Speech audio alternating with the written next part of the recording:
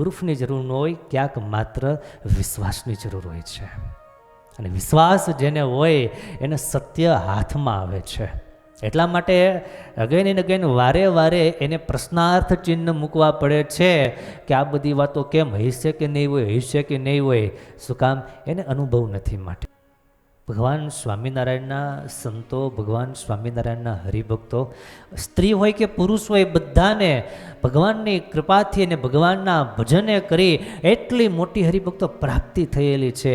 એની ગાથાઓને જ્યારે ગાઈએ, સાંભળીએ ત્યારે રૂવાડા ખડા થઈ જાય. અહો, આવું હોઈ શકે? એટલી મોટી પ્રાપ્તિ, એટલી મોટી સામર્થ્ય આજે ઘણાના મગજમાં જે ઉતરતું નથી. અમુક અમુક વાત અમુક નથી ઉતરતી. તમે જુઓ, ભગવાન કૃષ્ણ 11 વર્ષના હોય, 11 વર્ષના ભગવાન, આપણે ભગવાન કહીએ છીએ પણ જેને ભગવાન તરીકે ભરોહો નથી એ શું બોલે? હવે નાનું છોકરું એ કંઈ ટચલી આંગળે આખો પર્વત ઉપાડે? Is the logic? બધી લોજિક કામ કરતું નથી વાલા. 11 વર્ષના એ છોકરા, 11 વર્ષનું 110 વર્ષનો હોય તો એનું ઉપાડીએ કે કોઈ?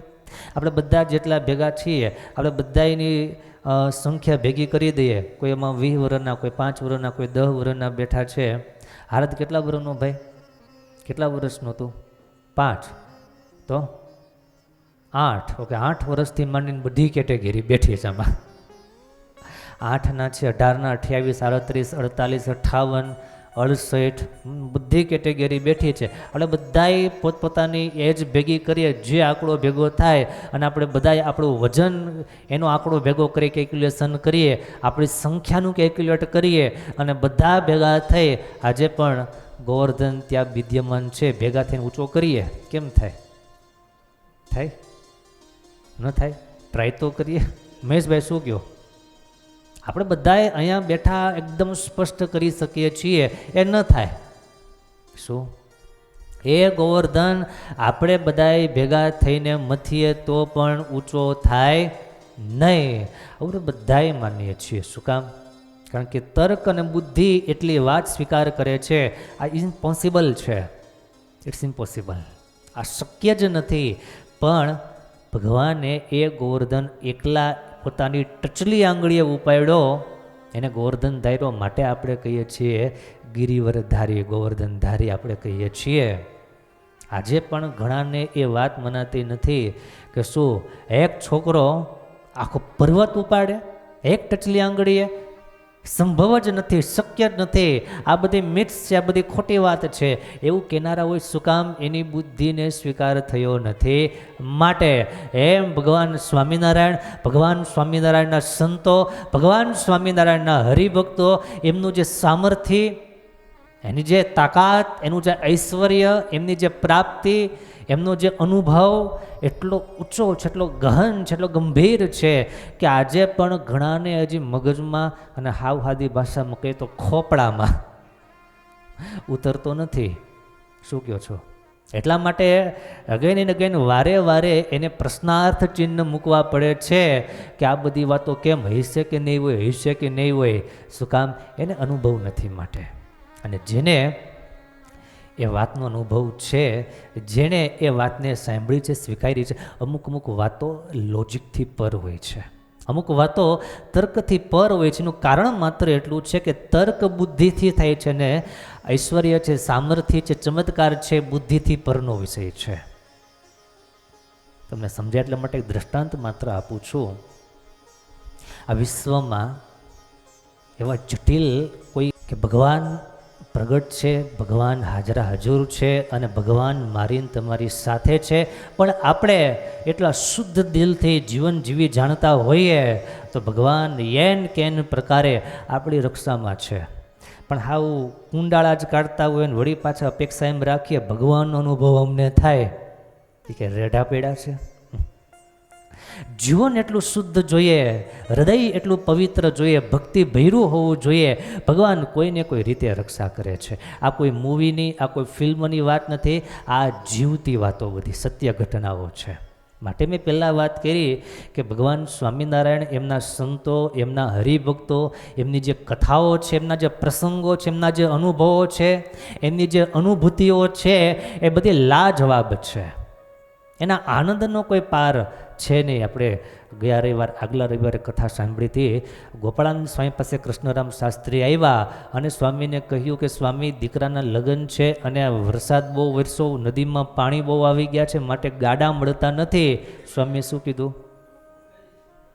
મંદિરની બહાર જા, બધી વ્યવસ્થા થઈ જશે. ગાડા મેળા, ગાડા લઈને ગયા, પણ જ્યાં આગળ પહોંચે ને ત્યાં કઈ નદી આવી હતી? મહી નદી. મહી નદીથી માણસો પાછા આવતા હતા. એમને કીધું એટલે ગાડા પાછા વાળો, ગાડા પાછા વાળો. કેમ? હા, મહી બે કાંઠે ચાલે છે, પૂર આવ્યું છે, અમે પાછા વેડા છીએ, માટે તમે પાછા વળો. કૃષ્ણરામ શાસ્ત્રી કે ગોપાળાનંદ સ્વામીના આશીર્વાદ લઈને આવ્યો છું, એટલે પાછું વળવાનો તો પ્રશ્ન જ નથી. અને ગાડા બધાએ જાનના ગાડા ચાલતા ચાલતા મહી નદીને કિનારે પહોંચ્યા. ઇતિહાસ એવો હરિભક્તો બન્યો કે મહી નદીના પાણીમાં માર્ગ બની ગયો. બધા જ ગાડાઓ મહી નદીની વચ્ચેથી પસાર થયા, રસ્તો બની ગયો. ગાડું હાલે એટલો રસ્તો તૈયાર થઈ ગયો, બે બાજુ પાણી, વચ્ચે રસ્તો, અને બધાએ આ દ્રશ્ય નિહાળતા જાય. એ ઘટના કેવી હશે?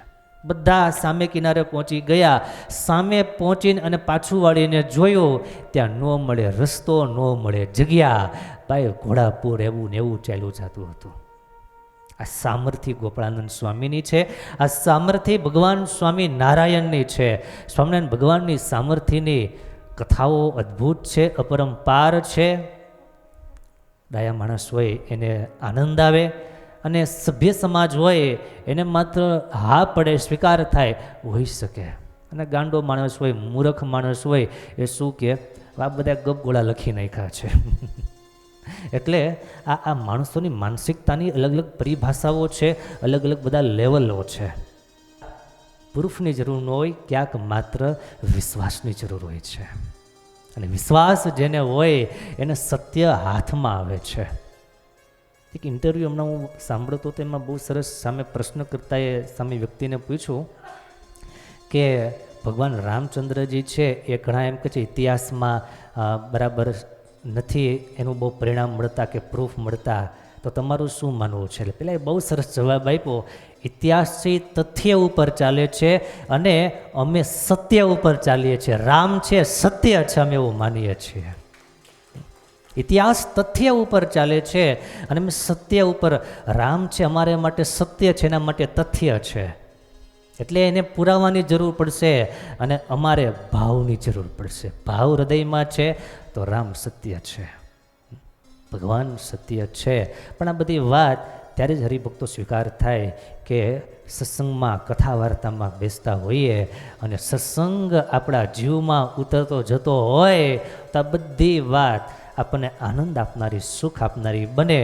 તો રંગ હરિભક્તો એવો લગાડીએ કથા વાર્તાના માધ્યમથી, સત્સંગના માધ્યમથી, કે આવા ભગવાનના સંતો થયા અને આવી આપણને પ્રાપ્તિ થઈ છે. માટે એનો આનંદ ક્યારેય આપણને ઘટવો જોઈએ નહીં. જેમ જેમ ભગવાનને ઓળખતા જઈએ, જેમ જેમ ભગવાનને ભજતા જઈએ, એમ એમ નવો ને નવો આનંદ, નવો ને નવો આનંદ થાય. આજે આપણે 2 માળા કરતા હોઈએ, કાલ સવારે 5 માળા થાય, હયું પ્રફુલ્લિત થઈ જાય કે વાહ, ભગવાનની દયાથી મારે ભજન હવે વૈધું. હું 5 માળા કરતો થયો, હું હવે 11 માળા કરતો થયો, એનું હૈયું સ્વીકાર કરવા માટે, એનું હૈયું કબૂલ કરવા માંડે. શું કામ? કારણ કે એના હૃદયમાં ભક્તિ પેઢી છે, એના હૃદયમાં ભગવાનનો મહિમા પેઢો છે. માટે જેમ તમને પૈસાનો મહિમા છે, જેમ જેમ બધે આનંદ થાય કે ન થાય? હું કહો, એક વાત તમને કરું, તમારે હાથ પાડવી પડશે. આ દુનિયામાં પ્રત્યેક માણસ, મારા સહિત બધાને, આ દુનિયામાં બધાને એક વાત એવી છે, કોઈને આજ દિવસ સુધી એવું નથી લાગ્યું બુદ્ધિ મારી પાસે ઓછી છે. કોઈને એવું લાગ્યું? આ દુનિયામાં કોઈ સિંગલ પર્સન એવો નથી કે એવું સ્વીકારતો હોય કે મારે બુદ્ધિ ઓછી છે. અને આ દુનિયામાં કોઈ એવો માણસ નથી કે મારી પાસે રૂપિયા વધારે છે. સાચું ખોટું? દુનિયામાં કોઈ એમ કહે છે મારી પાસે રૂપિયા વધારે છે. બધાને રૂપિયા ઓછા જ પડે છે ને બધાને બુદ્ધિ વધારે જ પડે છે. આ બહુ ચોખ્ખો હિસાબને એકદમ ચોખ્ખું આ ક્રાઇટેરિયો છે. બુદ્ધિ બધાને પોતાની પાસે વધારે લાગે છે ને રૂપિયો બધાને ઓછો લાગે છે, પણ વાત આખી ઊંધી છે. હવે સમજનારા સમજી જાય. મારે આગળ કેવું નથી, પણ ભગવાને આપણને જેમ જેમ પોતાથી નજીક લેતા જાય, જેમ જેમ ભગવાનનું ભજન કરતા જઈએ, જેમ જેમ ભગવાનના ભજનમાં આનંદ આવતો જાય, એમ એમ સમજવાનું કે આપણને ભગવાનનો મહિમા સમજાણો છે. અને મહિમા સમજાણો છે માટે ભગવાનની કથા વાર્તા સાંભળી શકીએ છીએ, ભગવાનનું ભજન કરી શકીએ છીએ, ભગવાનને અર્થે કંઈક સહન કરી શકીએ છીએ. જીવનમાં કાંઈ આપદા વિપદા આવે, કાંઈ પરિસ્થિતિ પ્લસ માઇનસ થાય, તડકા છાયા આવે, તો બધી જ પોઝિશનમાં માણસ સર્વાઈવ કરી જાય છે અને ધીરજ ધારી શકે છે. એ બધાનું કારણ છે મહિમા, અને મહિમા આવવાનું કારણ છે કથા વાર્તા અને સત્સંગ. જેટલા ભાવથી, જેટલા આનંદથી ભગવાનની કથા વાર્તા સાંભળે, એટલો એના હૈયામાં નવો ને નવો ઉમંગ, નવું નવું જોમ પ્રગટતું જાય. એવા ભગવાનની કથા સાંભળું છું જે ભગવાન મારા ભાગ્યમાં હોય જ ક્યાંથી. તમને એકવાર ખાલી મારે ત્રણ વાર તમારી પાસે બોલાવવું છે ને પછી મારે કથા પૂર્ણ કરવી છે. હું બોલાવીશ, તમારે એટલું જ બોલવાનું છે કે એવા મારા ભાગ્ય હોય જ ક્યાંથી. આવો માનવ દેહ સર્વાંગ સંપૂર્ણ આપણને મળ્યો છે, એવા આપણા ભાગ્ય હોય જ ક્યાંથી. ભગવાને આવું સારું મંદિર અને આવા સારા સંતો આપ્યા છે, એવા મારા ભાગ્ય હોય જ ક્યાંથી. ભગવાને મારા હૃદયમાં એક ભક્તિનો સમુદ્ર ભરી દીધો છે, એવા મારા ભાગ્ય હોય જ ક્યાંથી. હું ભગવાનની તન મન ધનથી સેવા કરી શકું છું, એવા મારા ભાગ હોય જ ક્યાંથી. આ મરતા મરતા કેમ બોલો છો હિંમતભાઈ? આમ ઉમંગથી બોલવું જોઈએ કે આવા સર્વોપરી ભગવાન મને મળ્યા છે, એવા મારા ભાગ્ય હોય જ ક્યાંથી. આવા આપણા ભાગ હોય નહીં, પણ ભગવાને દયા કરી અને આપણને બધું આપ્યું છે, તો એ ભક્તો બહુ આનંદની સાથે એ ભગવાનને માણીએ, એ ભગવાનને જાણીએ, એ ભગવાનની ભક્તિ. દરરોજ ભગવાનના દર્શન કરવા માટે આવું, દરરોજ ભગવાનની સેવા આપણાથી થઈ શકે. અમુક હરિભક્તો આપણા સત્સંગમાં, આપણા સત્સંગ સમાજમાં એવા છે, 365 દિવસમાંથી ઓછામાં ઓછા 330 દિવસ ભગવાનની સેવા કરે છે. આખો દિવસ પોતાનો કામ ધંધો બિઝનેસ વગેરે બધું હોય, પ્રેશર હોય, પ્રશ્નો હોય, તકલીફો હોય, ચિંતાઓ હોય, બોસનું પ્રેશર બધું હોય, પણ એ બધું હોવા છતાં સાંજે જમી ફ્રી થઈ અને રાત્રે 1-2 કલાક ભગવાનની સેવા કરવા ભક્તિબાગ મંદિરમાં આવનારા હરિભક્તો છે દરરોજને માટે.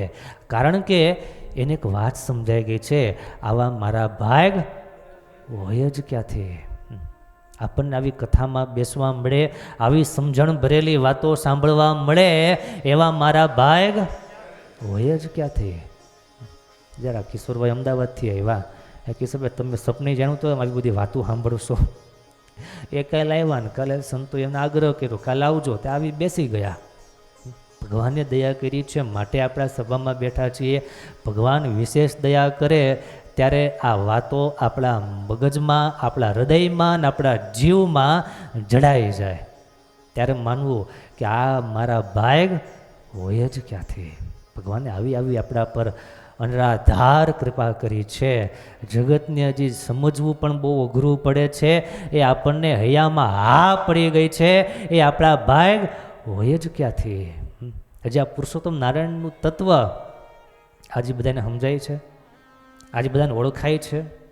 ત્યારે આપણને ઓળખાણા, આપણને સમજાણા, આપણને સ્વીકાર થયો એટલું માત્ર નહીં, આપણે એના માટે ન્યોછાવર થઈ જવા માટે તૈયાર થઈ ગયા.